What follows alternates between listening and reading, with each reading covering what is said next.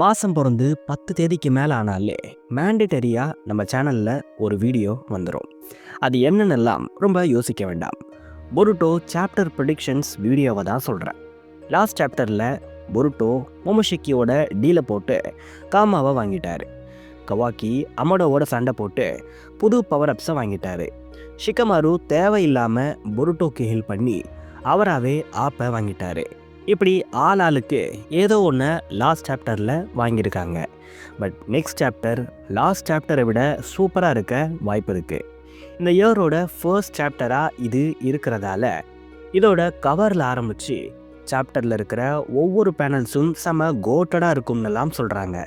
அப்படி இந்த சாப்டரில் என்னென்ன விஷயங்கள் நடக்க வாய்ப்பு இருக்குது, இந்த ஆர்க் எப்படி போய் முடியுங்கிற எல்லாத்தையும் உங்களுக்கு சொல்ல போகிறது நான் உங்கள் அனிமே மேன். அதுக்கு முன்னாடி நம்ம சேனலுக்கு சப்ஸ்கிரைப் பண்ணிவிட்டு அப்படியே அந்த லைக் பட்டனை தட்டி விட்டுருங்க. லாஸ்ட் சாப்டரில் பெருசாக இருந்தது, கோர் ஆஃப் த சாப்டராக இருந்தது மாமுஷியோடைய இந்த இன்வேஷன் தான். இவருக்கு பக்குன்னு பேர் வச்சாலும் வச்சாங்க, பூச்சி மாதிரி சும்மா கொச்சன்னு லாஸ்ட் சாப்டரில் வந்துக்கிட்டே இருந்திருப்பார். ஆனால் பொருட்டோ கவாக்கி இவரை டாமினேட் பண்ண மாதிரி லாஸ்ட் சாப்டர் போயிருக்கும்.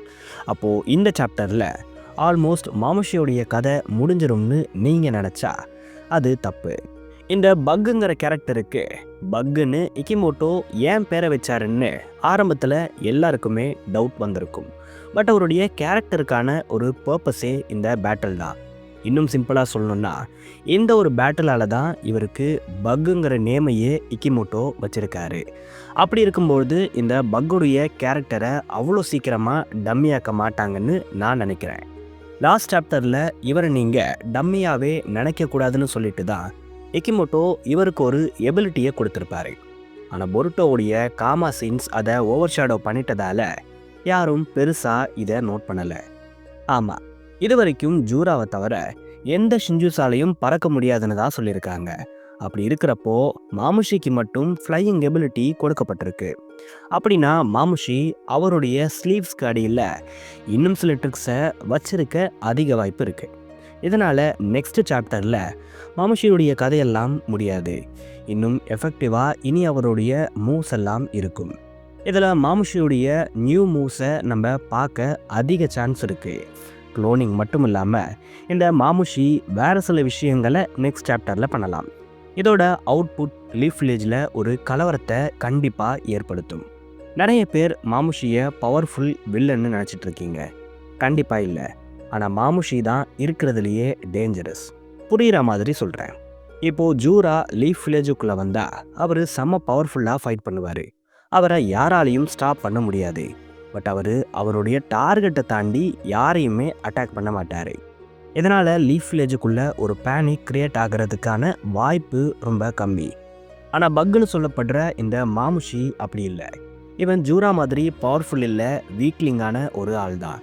ஆனால் இவனுடைய க்ளோனிங் எபிலிட்டியால் ஒரு பேனிக்கை ரொம்ப ஈஸியாகவே பண்ண முடியும்.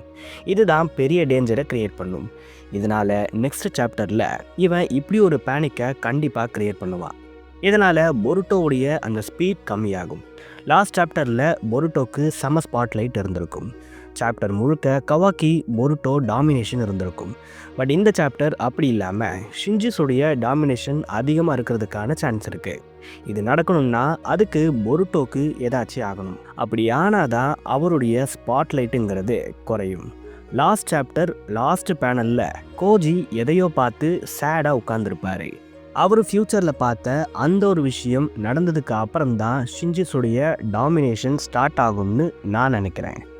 கோஜி பார்த்த இந்த ஒரு ஈவெண்ட் மோஸ்ட் லைக்லி ஜூராவுடைய இன்வேஷனாக இருக்கலாம். இதனால் கண்டிப்பாக ஜூரா வரப்போகிறது கன்ஃபார்ம் ஆகுது.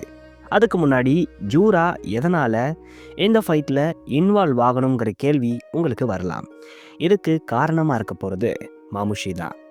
ஆமாம், ஜூரா இந்த லீஃப் வில்லேஜை ரொம்ப விரும்புகிறதா சொல்லியிருப்பார். இதுக்கு ஏதாச்சும் ஒன்று ஆச்சுன்னா கண்டிப்பாக ஜூரா லீஃப் வில்லேஜுக்குள்ளே வருவாருங்கிற மாதிரி சொல்லப்பட்டிருக்கும். இதை மாமுஷியே சொல்லியிருப்பார்.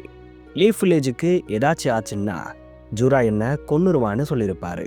ஆனால் அதே சாப்டரில் இந்த மாமுஷி லீஃப் வில்லேஜுக்கு தீ வச்சிருப்பார். மாமுஷியோடைய க்ளோன்ஸ் கிட்ட லீஃப் வில்லேஜை டேமேஜ் பண்ணிக்கோங்கன்னு வேற சொல்லியிருப்பாரு.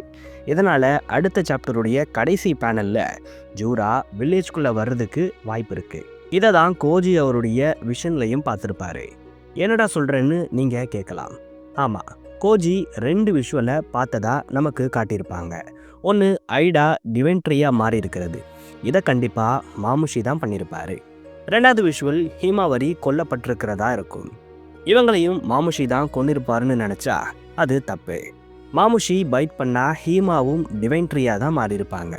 ஆனால் இங்கே ஹீமா கொல்லப்பட்டு இருக்காங்கன்னா அதுக்கு காரணம் ஜூரா தான். ஜூராவுடைய டார்கெட்டுங்கிறது நைன்டெயில்ஸ் தான். இதை அவர் அப்சர்வ் பண்ணதா ஹீமாவை துரத்திருப்பார். இதனால் ஜூரா ஹீமாவை பிடிச்சி குராமாவை அப்சர்வ் பண்ணதுனால தான் இவங்களுடைய உயிர் போயிருக்கணும். ஏன்னா நருட்டோ மாதிரி இவங்க ஜிஞ்சுருக்கி இல்லை, இவங்க கர்னல்ங்கிறதால குராமா அண்ட் ஹீமாவரியுடைய சோல் ஒன்றா தான் இருக்கும்.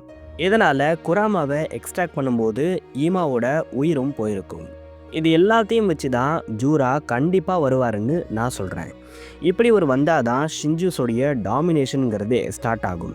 ஒரு பக்கம் வில்லேஜர்ஸ் பேனிக் ஆகி செத்துக்கிட்டே இருப்பாங்க, இன்னொரு பக்கம் மாமுஷியே வில்லேஜ் பீப்புள்ஸை கொண்டுக்கிட்டு இருப்பார்.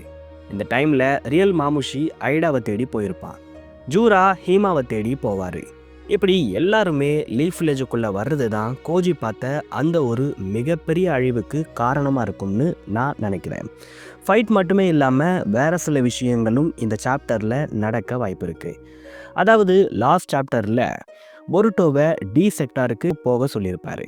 அதே செக்டாரில் தான் ஹீமாவும் இருக்கிறதா காட்டியிருப்பாங்க. இதனால் இவங்க 2 பேரும் மீட்டப் பண்ணிக்க அதிக வாய்ப்பு இருக்குது. யாருக்கு தெரியும், சரியா இந்த நேரம் பார்த்து கூட ஜூரா வந்துடலாம். அப்போ பொருட்டோ சண்டை போட்டு அவரை ஜூரா இன்ஜுரி ஆக்கி அவரை காப்பாற்ற ஹீமா வந்து அவங்கள ஜூரா கொல்ற மாதிரி கூட கதை போகலாம். கொஞ்சம் ஓவராக தான் போகிறோமோ? போவோம், ப்ரெடிக்ஷன்ஸ் வீடியோ தானே. அடுத்து ஐடா வர்சஸ் மாமுஷி. ஐடாவை டெவலப் பண்ணுற மிஷனில் மாமுஷி ஆல்ரெடி பல டைம்லைன்ஸில் வின் பண்ணிட்டதா கோஜி சொல்லியிருப்பார். முதல்ல அந்த டைம்லைன்ஸில் இவர் எப்படி வின் பண்ணியிருப்பாருன்னு பார்ப்போம். அப்புறம் இந்த டைம்லைனில் என்ன ஆகும்னு ப்ரெடிக்ட் பண்ணுவோம். நிறைய பேர் ஐடா ஹீமாவரி கொல்லப்பட்டதை லாஸ்ட் சாப்டரில் காட்டினதால இந்த மாமுஷியை பெரிய த்ரெட்டாக கன்சிடர் பண்ணுறாங்க. எந்த அளவுக்குன்னா டேமனையே மாமுஷி பீட் பண்ணிட்டு ஐடாவை பைட் பண்ணி இருக்காருன்னெல்லாம் சொல்கிறாங்க. இது எல்லாத்துக்குமே முற்றுப்புள்ளி வைக்கிற விதமாக தான் லாஸ்ட் சாப்டருக்கு பெஸ்ட் கண்ட்ரோல்னு பேரே வச்சுருக்காங்க. அப்படின்னா பூச்சிங்களை கட்டுப்படுத்துறதுன்னு அர்த்தம்.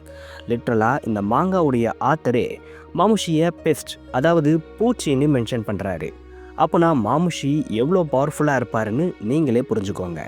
என்ன கேட்டால் இவர் தான் வீக்கஸ்ட் ஷின்ஜுவாக இருக்க அதிக வாய்ப்பு இருக்குது. இதை எக்கிமோட்டோவே வேற கன்ஃபார்ம் பண்ணியிருக்காரு. அப்படி இருந்தும் மாமுஷியை பெரிய த்ரெட்டாக ஏன் எல்லாரும் பார்க்குறாங்கன்னா நான் முன்னாடியே சொன்ன மாதிரி தான். இவரால் கவுண்ட்லெஸ்ஸாக ஸ்ப்ளிட் ஆக முடியும். இவரை அழிக்கிறது ஈஸி தான், ஆனால் இவரால் அதிக பேனிக்கை க்ரியேட் பண்ண முடியும். அதிக பேனிக் க்ரியேட் ஆனால் அங்கே அதிக ஆபத்து ஏற்பட வாய்ப்பு இருக்குது. அது மட்டும் இல்லாமல் இவர் லீஃப் வில்லேஜை நாசம் பண்ணால் ஜூராவே வில்லேஜ்குள்ளே வர வாய்ப்பு இருக்கிறதால தான் இவரை பெரிய த்ரெட்டாக எல்லாருமே பார்க்குறாங்க. அதை தவிர்த்து இவர்கிட்ட பெருசாக எந்த பவர் அப்ஸும் இல்லை. ஐடாவை கூட இவர் டேமனை ஏமாத்திட்டு தான் கேட்ச் பண்ணியிருப்பார். ஏன்னா மாமுஷிக்கு ஐடாவுடைய சென்ட்ரைகளுக்கான ஆக்சஸ் இருக்கிற மாதிரியான ஒரு ஃபோர் ஷேடோவை பண்ணியிருக்காங்க. எக்ஸாக்டாக எப்படி இவருக்கு சென்ட்ரைகனுக்கான ஆக்சஸ் கிடைச்சதுங்கிறது இப்போ வரைக்கும் ரிவீல் செய்யப்படலை. ஆனால் இவரால் ஐடாவை சென்ட்ரைகன் மூலமாக வாட்ச் பண்ண முடியுதுங்கிறத மட்டும் ஒரு சாப்டரில் கன்ஃபார்ம் பண்ணிட்டாங்க. நடந்துக்கிட்டு இருக்கிற இந்த பேட்டில் ஐடா சென்ட்ரைகன் மூலமாக பார்க்க இதை யூஸ் பண்ணி தான் மாமுஷி அவங்கள வின் பண்ணியிருக்கணும். இது ஆல் ஆஃப் த சடன் நடக்க போகிறதால டேமனால் ஒன்றும் பண்ணியிருக்க முடியாது. இதுதான் கோஜி பார்த்த அந்த டைம்லைனில் நடந்திருக்கலாம். பட் இந்த டைம்லைனில் இது நடக்க வாய்ப்பு ரொம்ப கம்மி. ஏன்னா கோஜி என்னதான் ஃப்யூச்சர் அவருடைய கையில் இல்லைன்னு சொன்னாலும் அவர் நினச்ச ஒரு அவுட்புட் தான் இப்போ வரைக்கும் வந்துக்கிட்டு இருக்கு. இதனால் இந்த சினாரியோவுமே ரிவர்ஸ் ஆகி லீஃப்லே ஜெயிக்கிற மாதிரி மாறலாம். பட் இதில் எக்ஸாக்டாக என்ன நடக்கும், எதை யூஸ் பண்ணி மாமுஷியை பொருட்டோ வின் பண்ணுவாருங்கிற எல்லாத்தையும் வேறு வீடியோவில் நான் உங்களுக்கு சொல்கிறேன்.